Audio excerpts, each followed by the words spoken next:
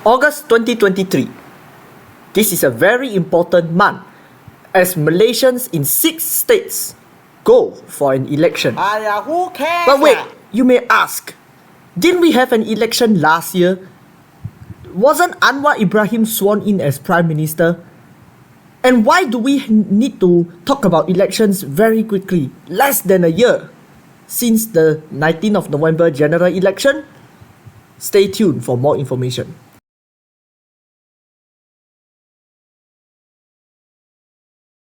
9th of May 2018.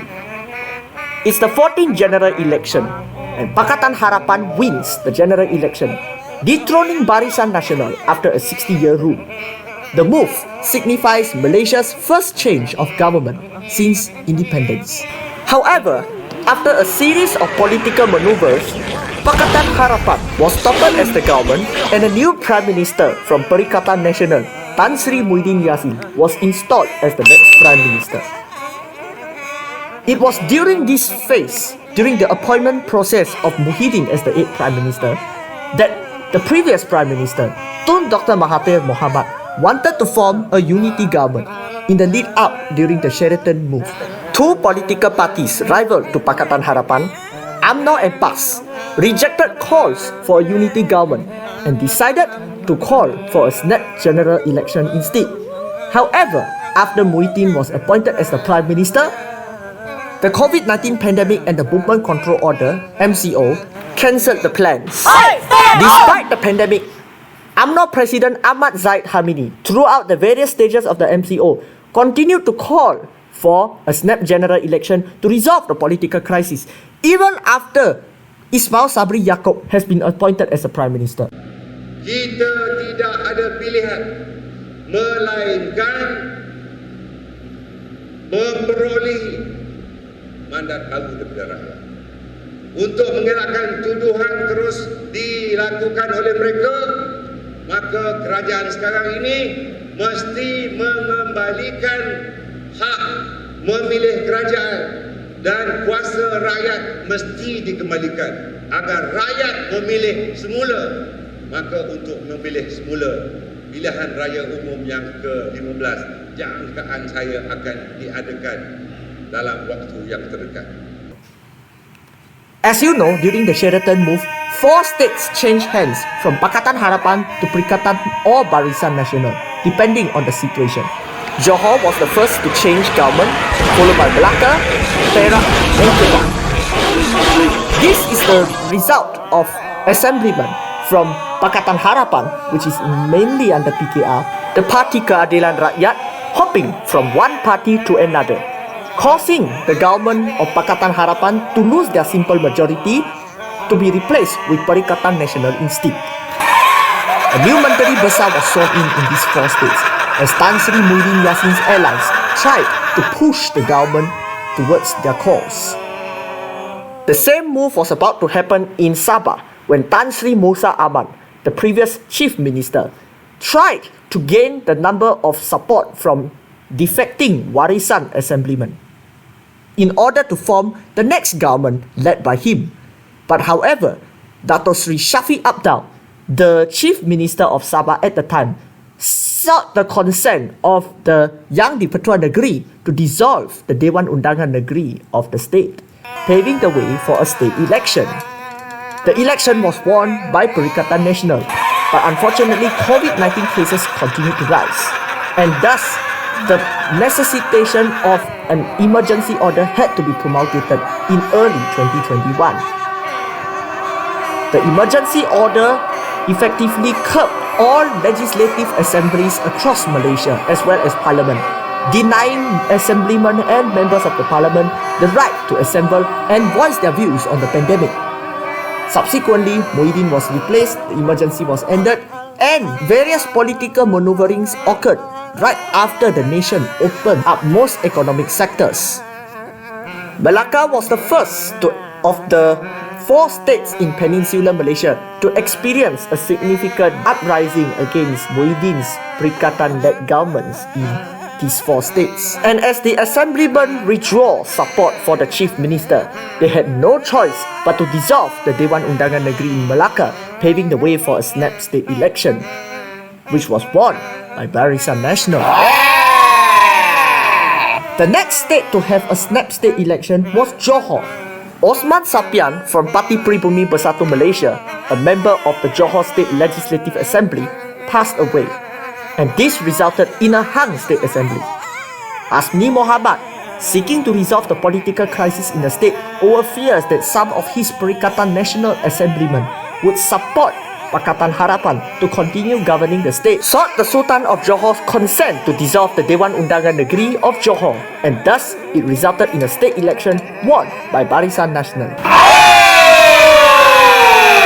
After that situation, in the weeks and months ahead, Ahmad Zahid Hamidi, based on the certainty of the results in Malacca, Sabah and Johor, pressed ahead and tried to convince members of his party to support the cause for a general election to be called earlier than the 5-year deadline. He was confident that Barisan Nasional would win the federal government as well as a 2/3 majority in parliament, and that the Malays, as he said, would not be fooled and start to return to Barisan Nasional. The snap state election resulted in a varying prediction that Barisan Nasional would win a 2/3 majority, and through this cause, UMNO members and Barisan Nasional allies would be confident of winning, and thus returning to government after they were dethroned in 2018. Thus, on the 10th of October 2022, Prime Minister Ismail Sabri Yaakob, on the orders of Ahmad Zahid Hamidi, dissolved the parliament to pave the way for an early general election, which was held on the 19th of November 2022. While the election resulted in a hung parliament, and as a result, Anwar Ibrahim was subsequently appointed as the Prime Minister, we have to take note that many people were protesting the election which was held during the flood season, especially in the months of November or December.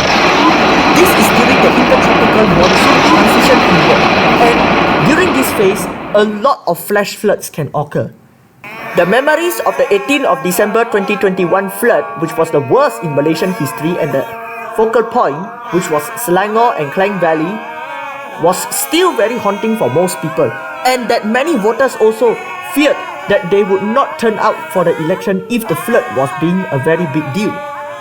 And thus, resulting from the early dissolution of parliament, 6 states, namely Selangor, Penang, Negeri Sembilan, Kedah, Kelantan and Terengganu, states which are led by Pakatan Harapan and Perikatan Nasional, defied Ismail Sabri's orders to dissolve their Dewan Undangan Negeri to have a state election at the same time as the general election, which is what most states would normally do before the pandemic, citing the risk of floods, voter safety, and the need to have a government to take care of the flood situation just in case the worst would occur. Now you have to understand from this situation and from the point of view of these 6 state governments thinking, why would there be a need to not dissolve the state legislative assembly to hold an election during the general election season, which is held in the middle of the flood season? What's the most important deal? Why do we need to defer it until 2023? The answer is simple. First, when a flood occurs and many people are turning out to vote, voting twice, 2 ballot papers in 2 ballot boxes at the same election center would have a long time, and this would cause the queue to be very long, as voting would be very long. You have to fill up 2 ballot papers and then put them in the correct box, and this could take a lot of time and twice as time. So they want things to be done in a very fast manner, and you can also see from here, alright, you can see that if, let's say, an election was also held during the flood season for the Dewan Undangan Negeri, should the worst occur, there will be no state government to take care of the flood situation. Prime Minister Ismail Sabri Yaakob assured that the government can put a halt to the election campaign if the floods got worse, and they can declare a national emergency in certain situations to halt the election during the period and have a new election date afterwards.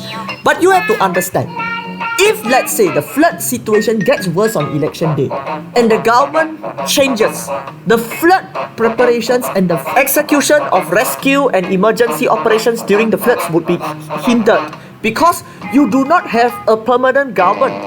Having a government which continues to run during the flood season would offer an amount of certainty. But if you have a caretaker government, there's no certainty over whether the caretaker government will be replaced or will be changed or whatsoever pending the outcome of the general election, and that is too risky.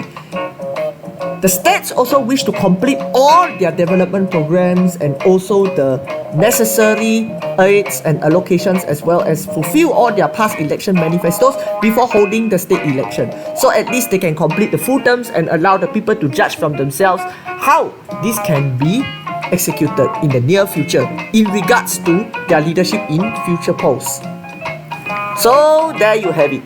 The two main factors that resulted in 6 state elections occurring in 2023.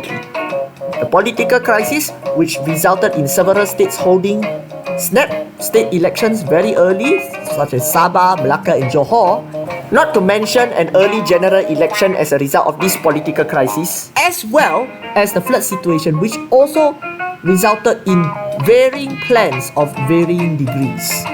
The Election Commission prefers the 6 state elections to be held simultaneously in order to save costs and also make it convenient for voters in all these states to go to vote at the same time. And the election would probably be called by either the 12th or the 19th of August 2023, which is the birthday of Principal Chi Pui Pun.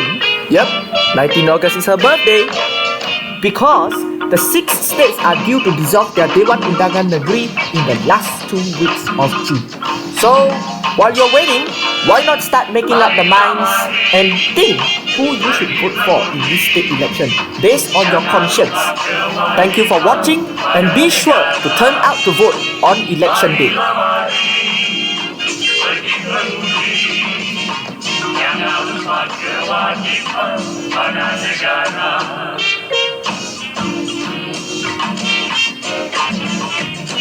Hari undi akan tiba, tegakkan demokrasi, sudah kita semua yang asasi. Fikir dan lebih dulu dengan adab sekali, sebelum membuang yang dihadapi.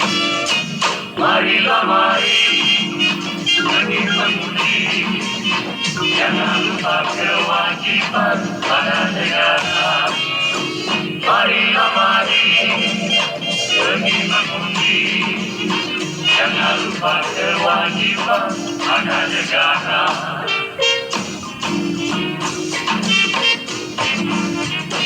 Jangan lupakan pengenalan serta nomor daftar masa tidak kemudian membuang undi. Bila memakan tugas undi, harus kita berhati-hati. Kalau salah berhati-hati. Marilah mari, demi mengundi, jangan lupa kewajiban pada negara. Marilah mari, demi mengundi, jangan lupa kewajiban pada negara. Sudah undi kau, jom kita undi.